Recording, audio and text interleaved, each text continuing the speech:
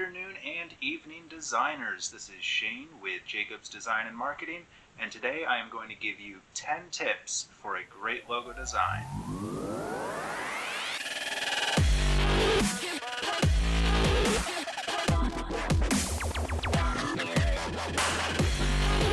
The first tip I have for you is to put on some music.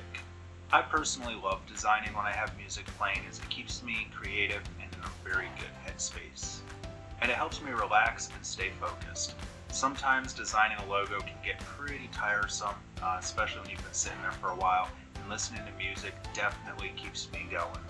It helps the process fly by. This leads to the second tip. Tip number 2. Take breaks. Yeah, you heard me. Take breaks. When you've been sitting at your desk for a while, you can definitely start to get drowsy and the creativeness starts to fade away. So, if you feel yourself starting to get drowsy, or you feel the dread coming on that you just can't sit at your desk any longer, get up. Do something else. Whether it be going for a walk, taking a shower, reading a book, watching some TV. Do whatever it is that you have to do to keep yourself happy. Designing a logo should be a fun process, and if you start to dread it, you're not going to have fun, you're not going to create a good logo. When you're done taking your break, come back to your desk and you'll be surprised at the motivation it brings. Tip number 3, read the brief. If you're designing a logo for somebody else, they've most likely provided you with a brief. The brief is a description of the company or group that the logo is for, and it will help you understand the ideals of said party. It will usually also include a little bit of the expectations of what they are looking for in your logo design. All said and done, the logo that you're designing is for someone else, and you want that logo to fit in with the expectations that they have presented for you. So, reading the brief and understanding the brief is the key to creating a logo that the other party is going to love.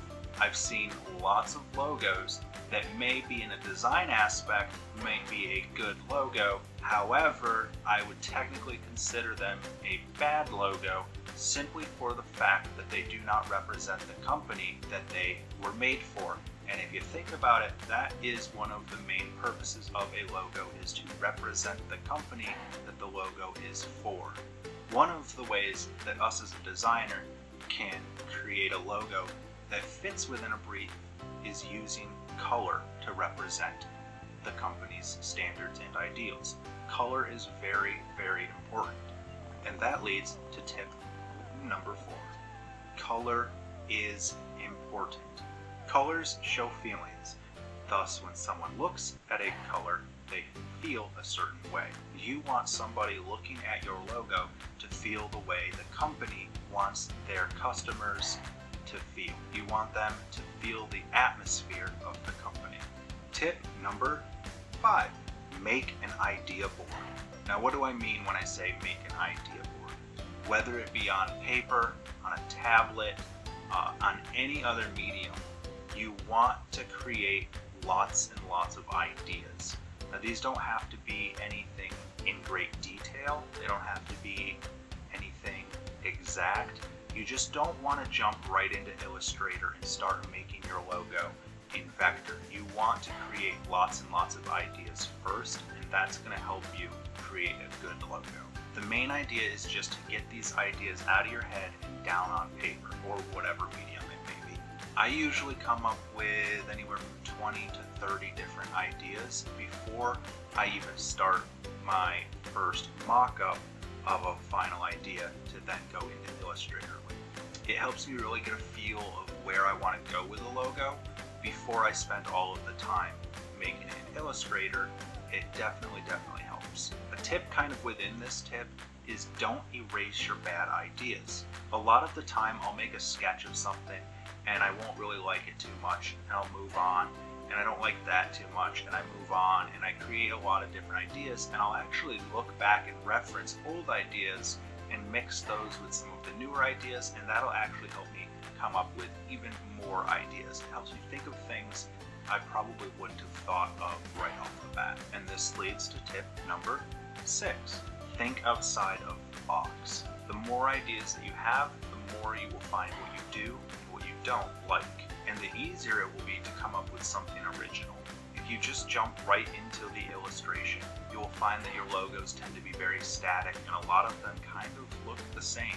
And that's not good because you want each company and each logo to be original, to stand out from one another, and to stand out from a lot of the other logos for similar companies that are already out there. I cannot stress this enough. Be creative and try new things, even if you know they aren't going to work. Get those ideas onto paper, and that is going to be what's going to help you think of new ideas and work a little bit closer towards a final design. Tip number 7, use different mediums. I usually start off with pen and paper, pencil and paper, as this is what I kind of grew up on, and it's definitely a lot easier for me to think of new ideas and to sketch out real quick ideas with pen and paper, because that's what I'm most used to doodling on.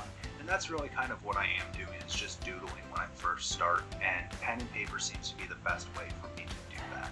After I've got a lot of ideas sketched out on paper, then I move to my iPad.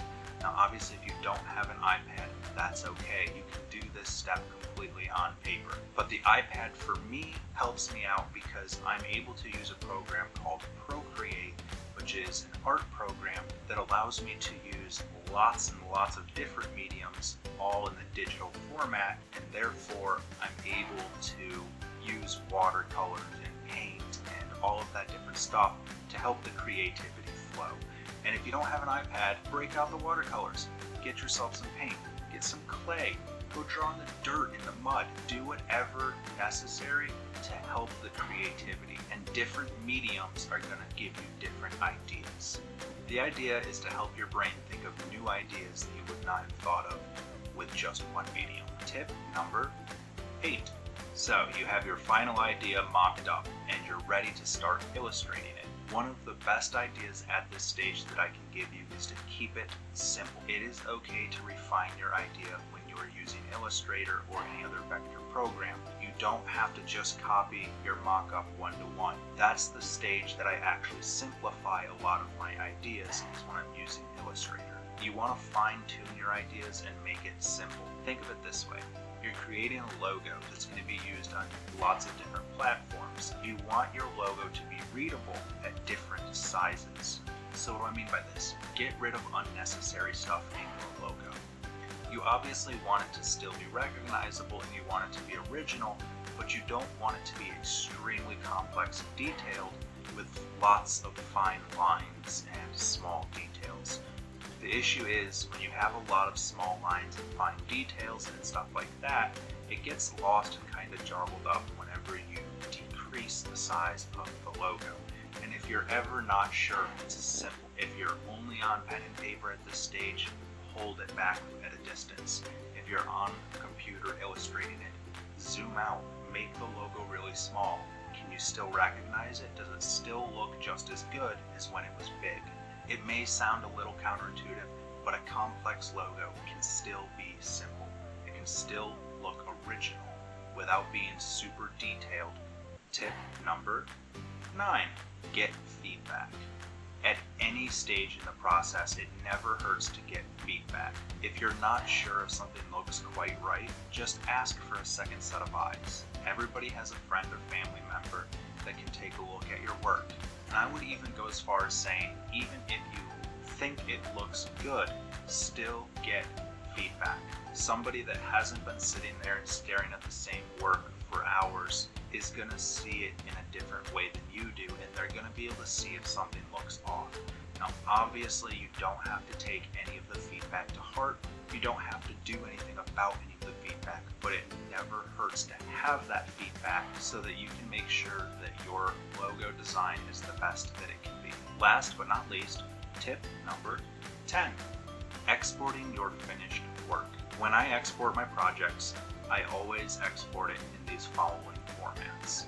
PNG with a transparent background. This is going to be good for a lot of general use of the logo, and I use PNG versus JPEG because PNG doesn't lose quality as easily as a JPEG does. And Always export your PNGs in a high resolution with at least 300 dpi.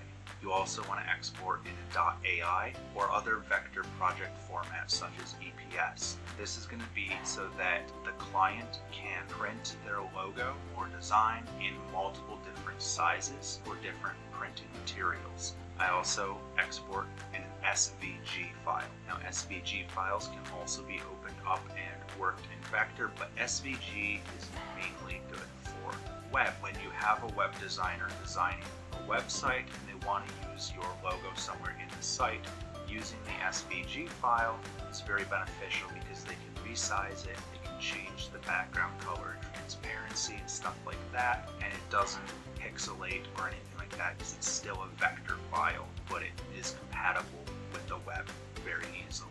Lastly, a PDF file. You want to make this an editable PDF file if possible, and most vector programs will allow you to export in an editable PDF. This is going to be another format that can be edited further in the future, and it's also going to give you a good way to export into multiple other formats in the future. So saving a file tree with all of these different formats is generally the professional way to do it to present your finished logo package to a client. Alrighty guys, that's it for 10 tips for a great logo. I hope you enjoyed the video, and don't forget to like, comment, and subscribe, and click the bell icon to get notified when we post a new video. We'll see you next time.